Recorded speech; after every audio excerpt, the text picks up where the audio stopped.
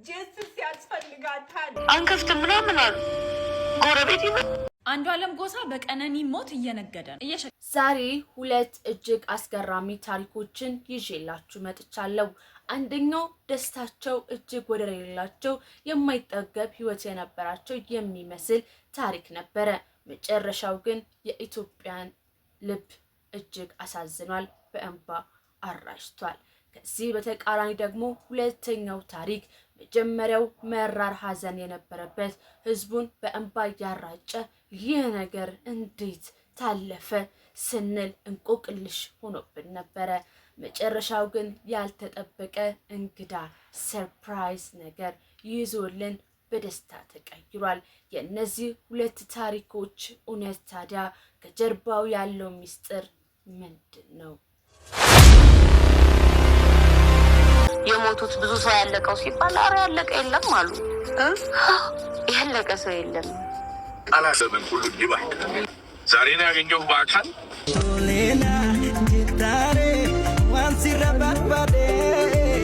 መጀመሪያው ርዕሰ ጉዳያችን የሚሆነው እንግዲህ በርካቶቻችን የምናውቃት ብዙዎችን በእንባ ያራጨችው ይህች ወጣት እጸገነት ናት።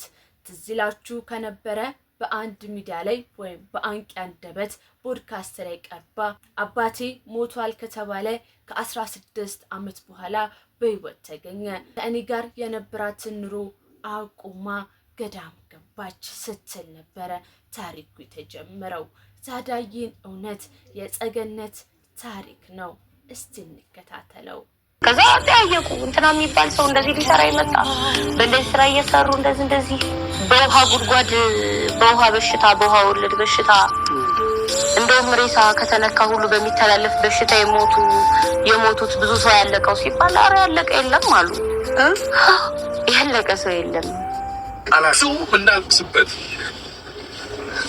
ነገሮች ባሉበት ሀገር እንደዚህ ያለ ተስፋ ያለው ነገር እንዲህ ያሉ ዋጋ የሚከፍሉ እናቶች ሴቶች መኖራቸውን ስላሳየ ፍጹም እግዚአብሔር ስራን ቤተሰብን ሁሉ ይባርክ።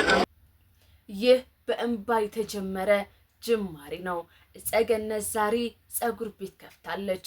በምርቃቷ ላይም አያቷ ከገዳም ተገኝተዋል።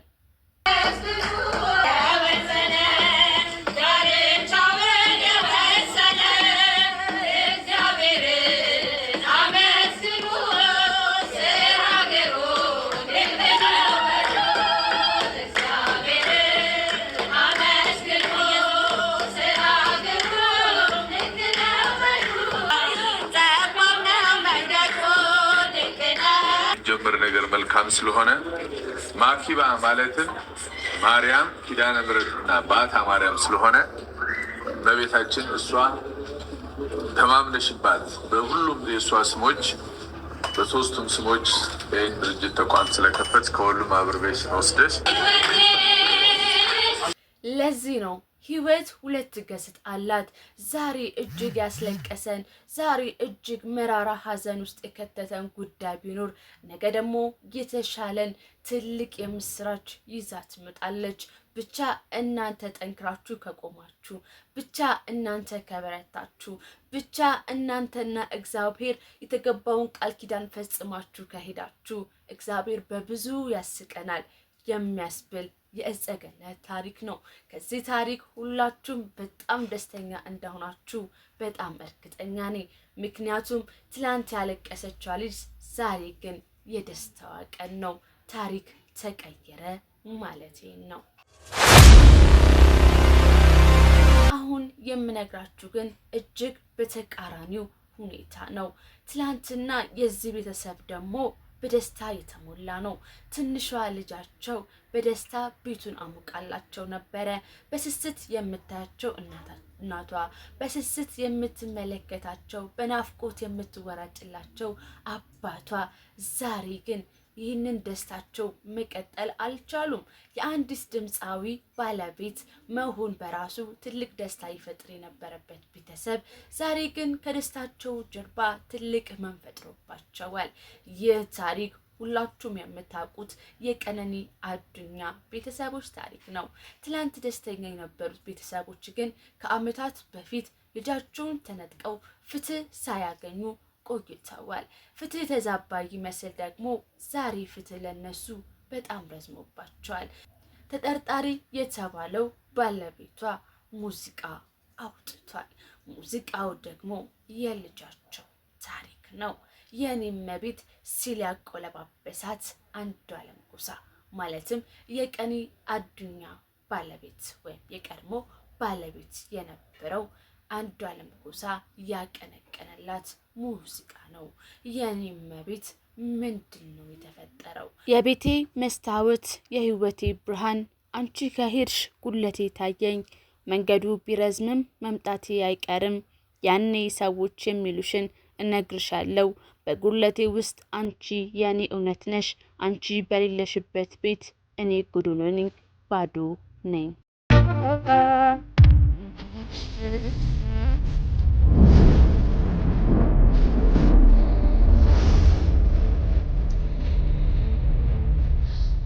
ሲል አቀንቅኖላታል። ይህ ታዲያ ለቤተሰቡ እጅግ መራራ ሐዘን ነው። ምክንያቱም የልጃቸው ሞት ምክንያት ላላወቀ ቤተሰብ ዛሬ ሐዘናቸው ሳይደርቅ በሙዚቃ ዜማ ታጅቦ እያንጎራጎረ ስለ ልጃቸው ህልፈት በድጋሚ መርዶ ይዞላቸው መጥቷል። ይህ ኢትዮጵያውያንን እጅግ አሳዝኖ ሙዚቃውን አንሰማም የሚል አድማ ቢፈጠርም አንዷለምን በሙዚቃ የምናውቀው ሙዚቃ ላይ ያለውን ጥንካሬ ሁላችንም የምናደንቀው ቢሆንም ዛሬ ግን በርካቶችን አሳዝኗል።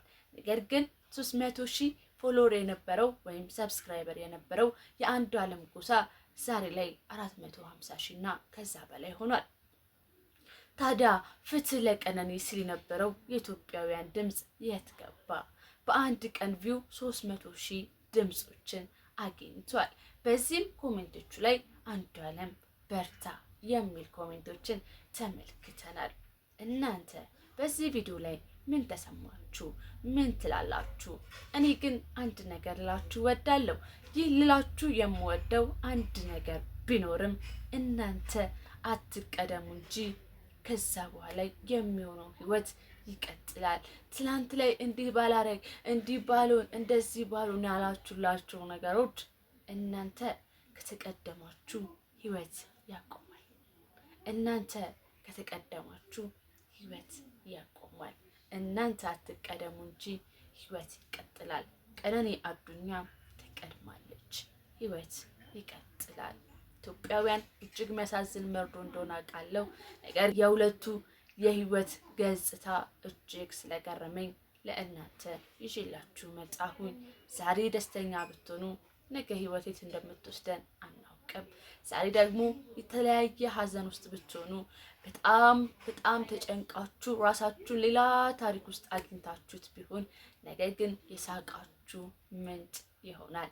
ያዘናችሁበት ነገር ወደ ደስታ ይለወጣል። አሜን። በዕለተ እሑድ ይህ ይሆንልን። ሰላምና ጤና በያላችሁበት ይብዛላችሁ።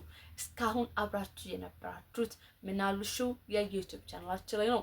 በዚህ ዩቲዩብ ቻናላችን ላይ በየቀኑ ማህበራዊ ሚዲያ ላይ ምን አሉ የሚባሉ ወሬዎችን ሰብሰብ አድርገን ለእናንተ የምናቀርብበት የዩቲዩብ ቻናል ላይ ነው የምትገኙት። እኔ ከእናንተ ጋር ቆይታ ያደረኩት እህታችሁ ነበርኩኝ። በፍቅር የምወዳችሁ መልካሙን ነገር ሁሉ ያጋጥማችሁ፣ እሁዳችሁ ሰላማዊ እሁድ እንዲሆን ተመኘውላችሁ። መልካም ጊዜ። ወዳችኋለሁ። በጣም ደስ ብሎኛል። ጸገነት እግዚአብሔር የተመሰገነ ይሁን። ባንቺ እግዚአብሔርን ድንቅ ስራን ያየ ነው።